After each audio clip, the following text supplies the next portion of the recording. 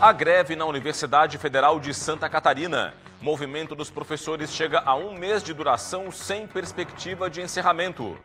A obesidade infantil em destaque. Na terceira reportagem da série Infância na Balança, veja como a prática de exercícios ajuda na busca por uma vida mais saudável para os pequenos. As perdas de água tratada no Brasil. Estudo indica que 40% da água tratada no país são desperdiçados antes de chegar às torneiras dos brasileiros. O preço da cesta básica. Diese aponta que o valor dos itens básicos em Florianópolis é o terceiro mais caro do país. Série B do Campeonato Brasileiro. Avaí recebe a Chapecoense na ressacada em duelo válido pela 9ª rodada da competição.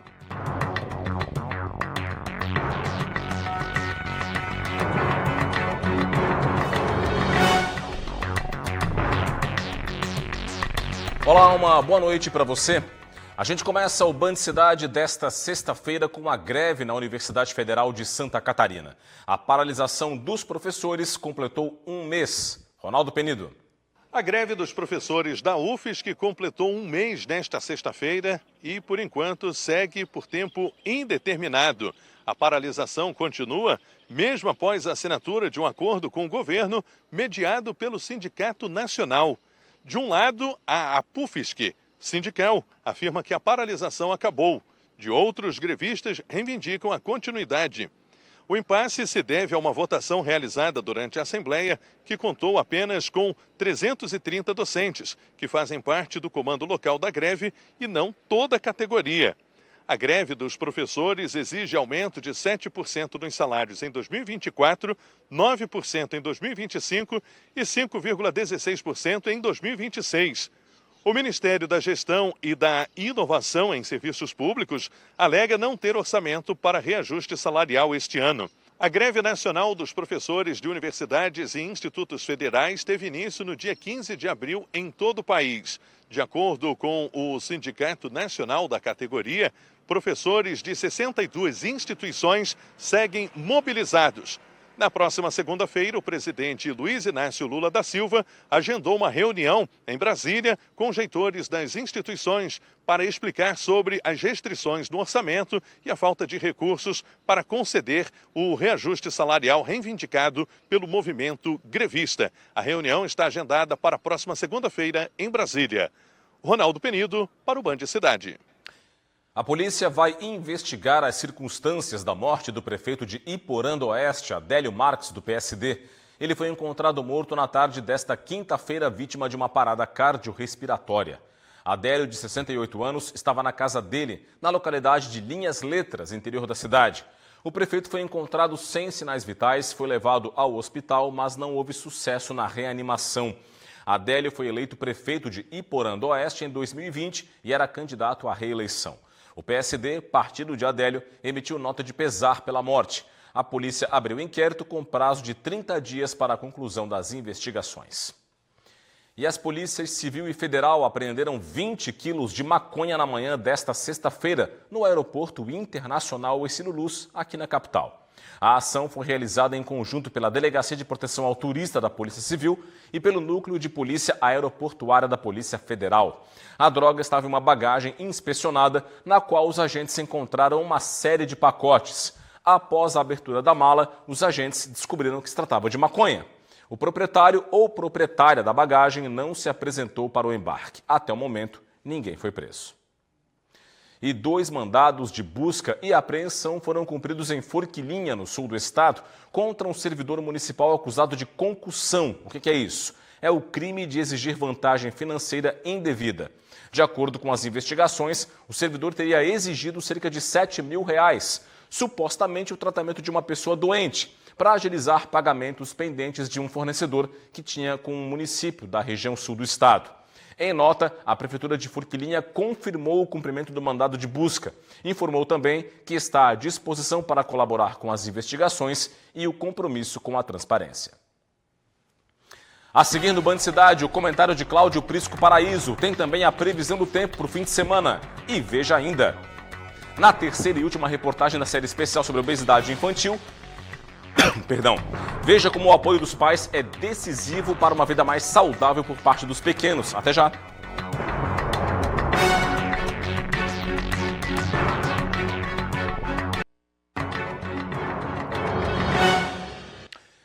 De volta com Band Cidade para conferir a terceira e última reportagem da série Infância na Balança. Hoje o repórter Ronaldo Penido vai mostrar como o papel dos pais é fundamental para a vida saudável dos filhos. E a prática de atividades físicas ajuda a prevenir tanto a obesidade quanto outras doenças. Vamos conferir?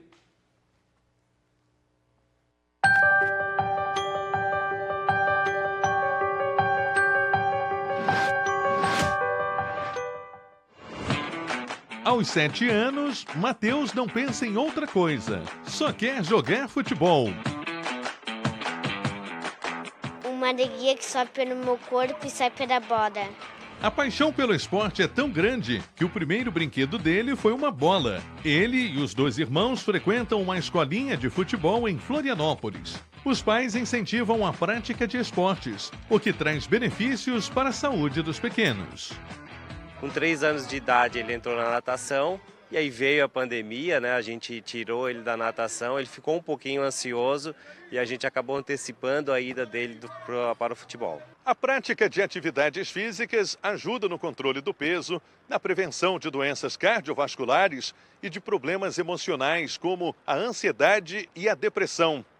Por isso, que tal trocar o sedentarismo pelos exercícios físicos? As consequências da obesidade também trazem sofrimento psicológico aos pacientes. Estudos apontam que 40% das crianças e adolescentes com sobrepeso ou obesidade são vítimas de bullying. Se trata de autoimagem, de autoestima, então isso vai afetar diretamente a criança, vai afetar a autopercepção dela, vai afetar a questão ali de valores, aquilo que ela percebe dela mesma. Vencer a obesidade e o sobrepeso é um desafio que requer o apoio de toda a família. O papel da família é extremamente fundamental nessa educação nutricional, porque não adianta nada eu colocar aquela criança que está acima do peso, só ela comer diferente naquela casa e o restante comer outra alimentação, não vai dar certo, né? E aí quando a gente tem esse apoio familiar, quando a gente tem o profissional, né, por trás, orientando e a família apoiando, nós conseguimos ter um sucesso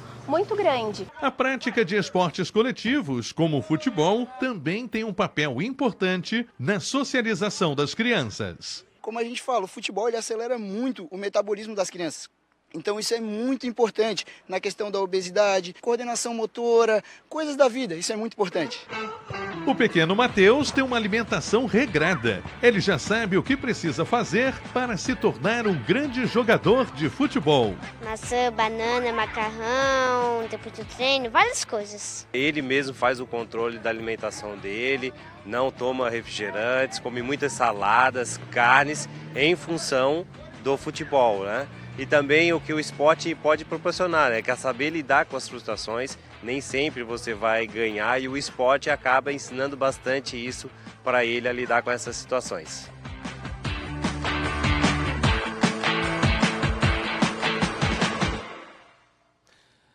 Santa Catarina contra a paralisia infantil. Amanhã é dia D de vacinação.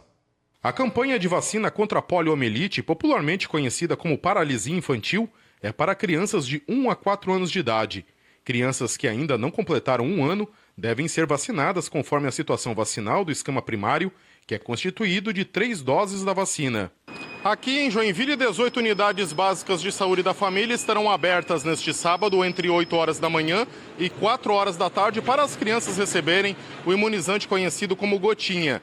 Para receber a vacina é necessário apresentar documento pessoal, carteira de vacinação e documento do responsável pelo menor de idade que será imunizado. Hoje a meta está aproximadamente em 36% da cobertura que a gente teria que alcançar. Por isso que a gente está muito distante dessa perspectiva, né? A campanha nacional de vacinação contra a poliomielite encerra no dia 14 deste mês. Então, quem não conseguir se vacinar durante o dia D deste sábado, poderá receber o imunizante de segunda a sexta-feira em qualquer uma das unidades básicas de saúde da família de Joinville ou na sala central de vacinas. Em outras regiões, a campanha também ocorre. No oeste, por exemplo, a cidade de Chapecó terá as unidades de saúde abertas. No sul do estado, a cidade de Orleans já confirmou vacinação nas comunidades. A última vez que Santa Catarina alcançou a meta de 95% foi em 2017. Hora de conferir o comentário de hoje de Cláudio Prisco Paraíso. Olá, Prisco, boa noite. Boa noite, Rodrigo.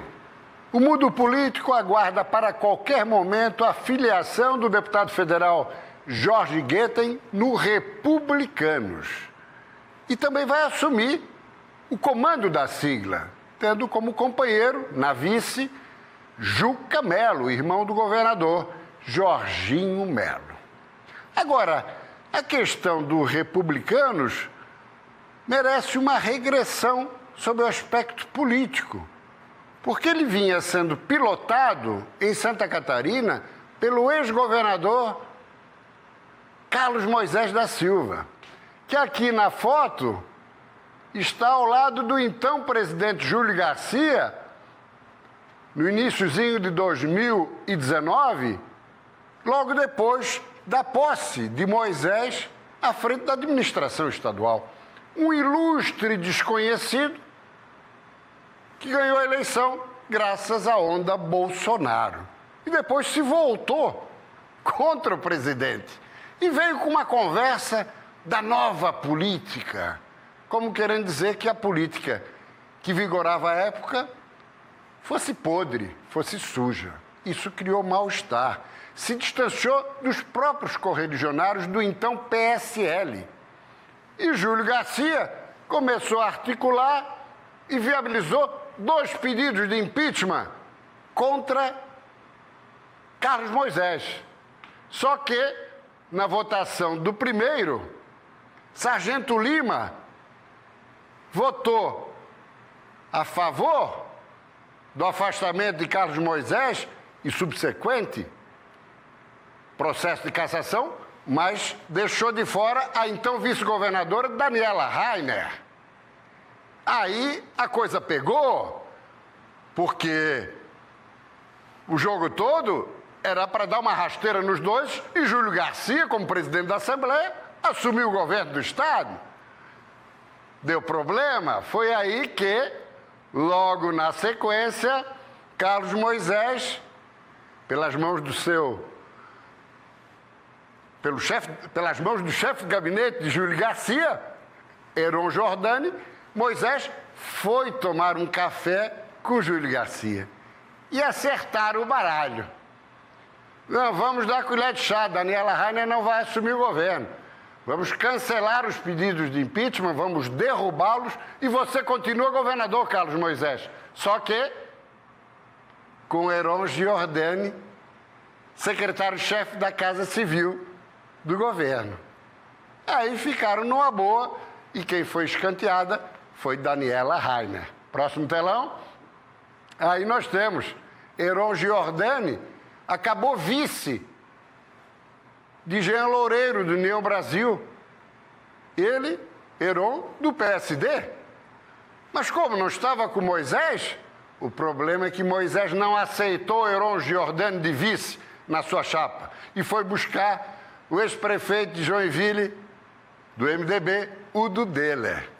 Foi aí que o PSD acertou mesmo com a União Brasil. Ali à esquerda, Raimundo Colombo, que foi candidato ao Senado, derrotado, e aqui o prefeito João Rodrigues de Chapecó. Próximo telão. Aí Tubarão. Carlos Moisés assumiu a presidência do Republicanos depois de deixar o governo. Ia montar o partido para fazer uma grande eleição esse ano. Ficou só na intenção. Pensou até em concorrer à prefeitura de Tubarão, que ele adotou como cidade onde atuou profissionalmente. Próximo telão. Mas ele desistiu de concorrer em Tubarão e não organizou o Republicanos. O que aconteceu? Foi aí que Jorginho Melo chegou em Marcos Pereira, que já tinha boa relação com Jair Bolsonaro. Resumindo, Carlos Moisés retorna de onde saiu em 2018, que é justamente a clausura, é o anonimato político. É com você, Rodrigo.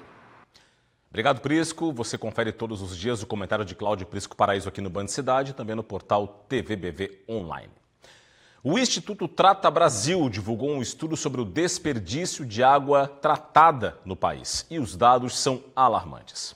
O estudo utilizou dados do Sistema Nacional de Saneamento Básico relativos a 2022. De acordo com a pesquisa, o desperdício de água no Brasil chegou a 7 bilhões de metros cúbicos, ou seja, 37,7% da água tratada não chega aos lares brasileiros. Essa quantidade de água equivale a 7.636 piscinas olímpicas de água tratada jogadas fora.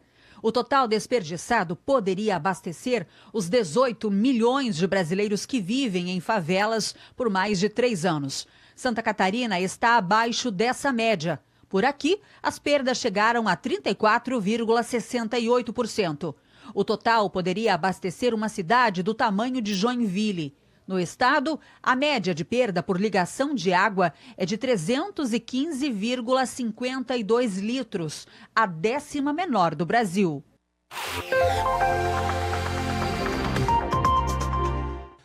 O fim de semana vai ter a influência da massa de ar seco em Santa Catarina. Resultado, o sábado vai ser de tempo estável e ensolarado em todas as regiões de Santa Catarina, com aquelas ocorrências de nevoeiros isolados pela manhã.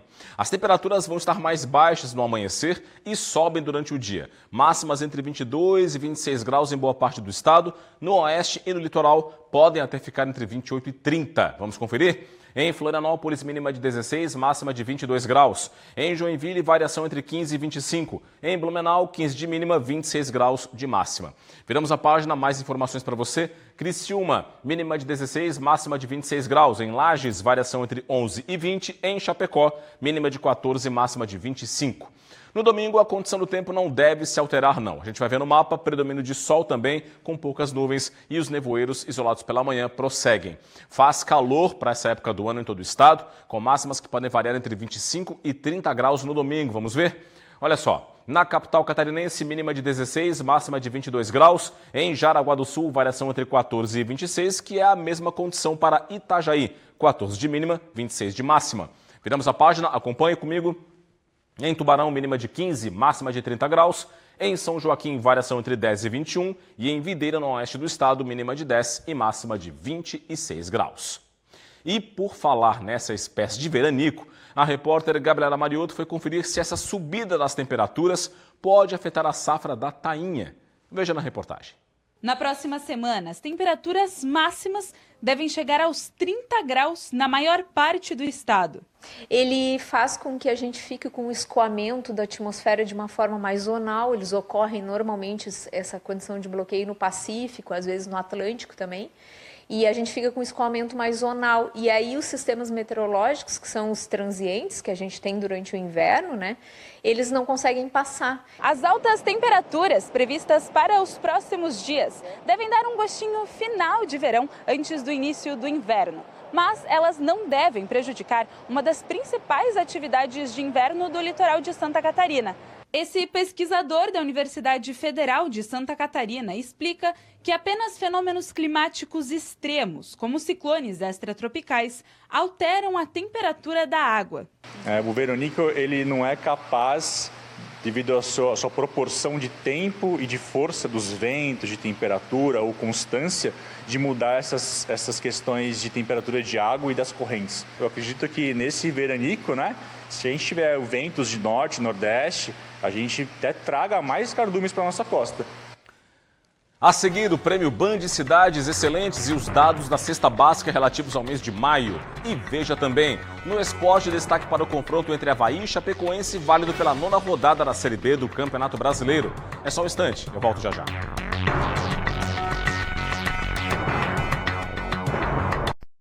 Band Cidade. Oferecimento. Estamos de volta. Florianópolis registrou em maio, na comparação com abril, o segundo maior aumento percentual no valor da cesta básica entre as cidades, as capitais pesquisadas pelo DIEESE. Aqui no telão a gente tem os dados. No mês que passou, a cesta básica aumentou 2,50%. Em Florianópolis, foi o segundo maior aumento, atrás apenas de Porto Alegre.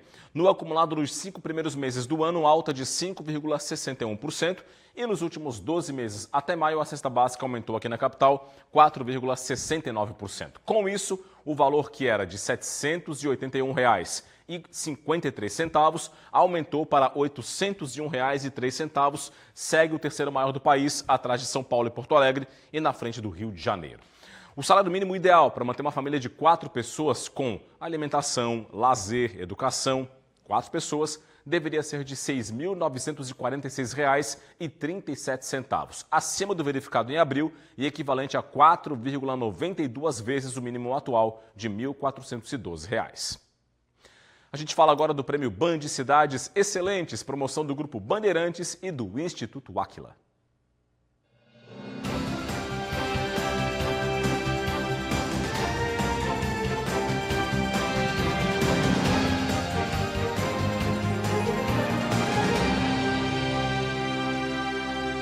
Enaltecer e premiar as gestões públicas inspiradoras e transformadoras das cidades pelo Brasil se faz através de pilares em constante evolução, que buscam dados e traçam um minucioso e atualizado raio-x da gestão dos municípios.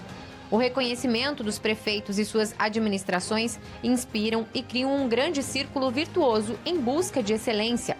Neste ano, a edição do Prêmio Band Cidades Excelentes acontece mais cedo. As cidades já estão sendo avaliadas com base nas informações disponíveis nos portais Transparências. E até o mês de junho devemos conhecer as cidades que são destaques em Santa Catarina. Série A do Brasileiro, o Criciúma tem compromisso neste domingo, atrasado da 6ª rodada contra o Cuiabá no estádio Heriberto Wilson. Para esse jogo, o técnico Cláudio Tencati não vai poder contar com Felipe Mateus e Felipe Viseu, os dois lesionados. O meia Marquinhos Gabriel é dúvida com dores no joelho. O Criciúma vem de derrota em casa para o Palmeiras e ainda busca a primeira vitória dentro do Heriberto Wilson na competição. O time só fez 4 partidas até agora na Série A, com 1 vitória, 2 empates e 1 derrota. Criciúma e Cuiabá jogam neste domingo às 4 horas da tarde. Na Série B tem 9ª rodada neste fim de semana, o Brusque tenta se recuperar diante do Amazonas fora de casa. Para o duelo deste sábado às 5 da tarde no estádio Carlos Zammit, em Manaus, o técnico Luizinho Vieira tem uma série de desfalques. Guilherme Queiroz, Paulinho Mocelin, Luiz Henrique, Olávio, Keké e Cristóvão estão fora, todos às voltas com lesões. O time catarinense está em baixa na Série B, ocupa a penúltima colocação com 6 pontos e não vence há 7 rodadas. O time catarinense reencontra o adversário da final da Série C do ano passado, vencida pelo Amazonas dentro de Brusque. No domingo tem duelo catarinense entre Avaí e Chapecoense no estádio da Ressacada. Para o duelo em Florianópolis, os dois treinadores têm problemas para escalar os times. No Avaí, Gilmar Dalpozo não vai poder contar com os volantes Pedro Castro e Judson e o zagueiro Gustavo Vilar, lesionados, e o atacante Maurício Garcês, suspenso pelo 3º amarelo. Já na Chapecoense, Humberto Louser não tem à disposição os atacantes Perotti, Mário Sérgio e Rômulo, além do zagueiro Eduardo Doma, todos no departamento médico. O Avaí é o vice-líder da Série B com 16 pontos e tenta a 6ª vitória consecutiva. A Chapecoense está na 12ª colocação com 10 pontos e não vence há 6 rodadas. Pela Série C, o Figueirense entra em campo para a 8ª rodada em casa diante do ABC de Natal. A partida está prevista para este sábado, às 5 horas da tarde, no estádio Orlando Scarpelli. O Figueirense está pressionado pela sequência de maus resultados na Série C. O time perdeu as últimas 3 partidas disputadas, para Ferroviária, Ipiranga e Caxias, e só marcou 1 gol nestes 3 jogos. Mesmo com a má fase, a expectativa é de estádio cheio para a partida. O Figueirense ocupa a 7ª colocação da Série C com 10 pontos somados. A cobertura completa do futebol no fim de semana você confere segunda-feira, 12h30, com o meu amigo João Paulo Cardoso, do Jogo Aberto SC. Até domingo, a cidade de Agronômica, no Alto Vale, cedia a Festa Estadual do Arroz, desfile de máquinas, almoço gratuito para a comunidade. Tudo isso marcou a abertura da 10ª edição do evento. A realeza da Festa do Arroz abriu o desfile de máquinas agrícolas. Em seguida, passou o risotinho, mascote do evento. E depois, dezenas de tratores também percorreram o trecho entre o Centro de Agronômica e o Parque Municipal de Eventos. Os produtores levaram até o maquinário usado nas lavouras para o pessoal ver de perto. E bem no dia do aniversário de 60 anos de emancipação de Agronômica, a comunidade ganhou o presente, almoço gratuito. No cardápio, arroz carreteiro. Eu achei a ideia ótima, né? O pessoal adora e depois Agronômica é um município maravilhoso e a gente tem que vir aqui comemorar e comer essa gostosura aí. E haja arroz para atender a demanda. O carreteiro foi preparado para umas 1.800 pessoas, tanto no almoço quanto no jantar de ontem. Tudo de graça. A gente sempre procura trabalhar com arroz aqui da região e nós vamos estar aqui nos outros dias da festa com um restaurante típico também, com vários pratos à base de arroz. A festa segue até domingo com uma série de atrações. Nesta noite de sexta-feira, o destaque é o grupo Os Serranos. Eles sobem ao palco a partir das 11 horas. No sábado tem João Luiz Corrêa e na tarde de domingo, para encerrar a festa, bailes com Marcação e Candeeiro. Venha para a Festa do Arroz, que acontecerá dia 6 a 9 de junho. Aguardamos todos vocês aqui na nossa festa. Será uma festa linda com diversas atrações para todas as idades. Então venha você e sua família para a nossa festa. Boa noite, até segunda.